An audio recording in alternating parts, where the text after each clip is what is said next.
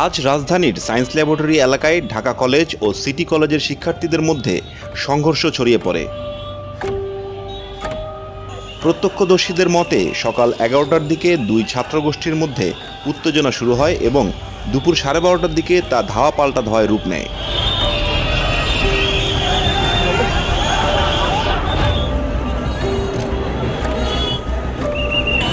সংঘর্ষের কারণে সড়কের উভয় পাশে যান চলাচল বন্ধ হয়ে যায়।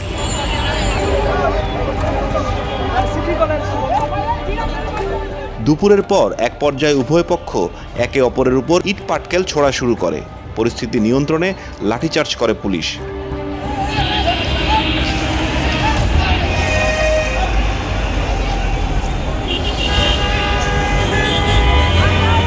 নিউ মার্কেট থানার অফিসার ইনচার্জ মহসিন উদ্দিন গণমাধ্যমকে জানান, পরিস্থিতি নিয়ন্ত্রণে এবং শিক্ষার্থীদের নিজ নিজ ক্যাম্পাসে ফেরত পাঠাতে অতিরিক্ত পুলিশ মোতায়েন করা হয়েছে।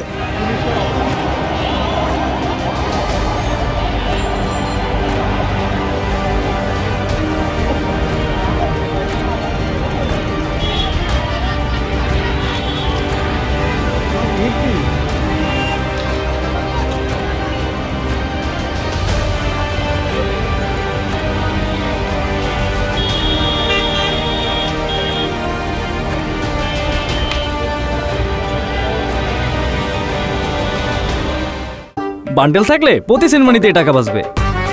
বিকাশ সেনমানি বান্ডেল কিনে জিতুন প্রতি লেনদেনে।